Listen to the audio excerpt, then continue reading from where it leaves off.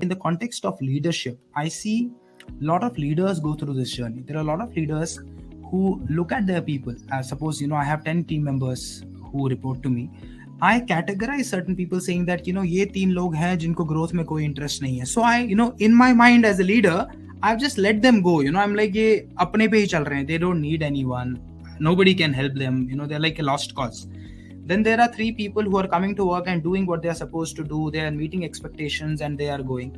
Then there are other 4 people जिनमें से एक है, एक superstar है जो self driven है, सब कुछ कर रहा है, growth path पे है, और बाकी 3 लोग हैं जो भी कोशिश कर रहे हैं. So as a leader also, there are times where I would get biased about my own people, where I am not giving my best to all 10 people in my team. What do you have to say about this?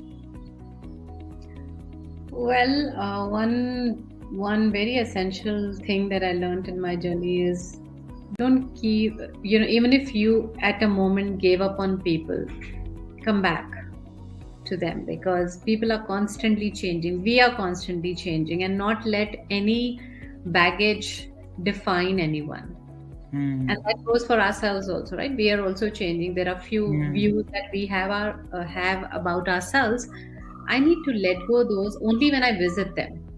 Right? There were times when I used to think that, I can't do this and I can't do that. But when I gave it a try, I felt, hey, I can do it. So I just have to shove that perception about myself. Same thing we have to do with others. We start defining people by their incapabilities and habits. And the part of the journey is how do you push a refresh button again and again? How you go back? How you give it a try again? I've seen so many people, defining themselves by so many things. And the wisdom is, hey, they are defining themselves because of something, and I'm someone, I need to give a chance to them. I don't want to give up. I don't want to define them by a particular experience. I don't want to define them by their habits, because that's what I do with myself, and that's what I want to do for others. And that means a lot of talking to yourself and say, hey, it's okay. Maybe he or she reacted in a particular way at that time, or maybe there's a reason why people are not performing. There's a reason why people are doing this. Let me go and understand that reason versus stopping at just perceptions and tagging them and putting them aside.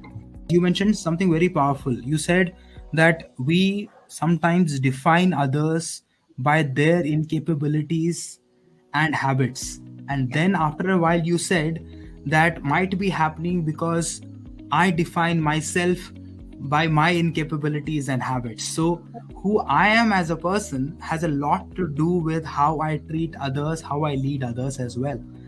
So if I get aware of this fact that I am a leader who defines others in a certain way, that is the time for me to question myself, do I also define myself that way?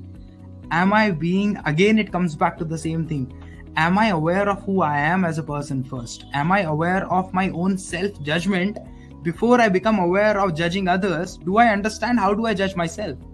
And once I become aware of my own self-judgment of, how do I see myself? How do I define myself? It'll become more clear on why do I judge others the way I do and what do I judge others on?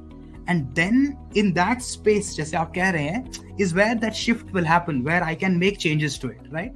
It's a parallel journey, as I always say. It's a parallel journey. While you're showing a mirror to your client, you have to see mirror for yourself too.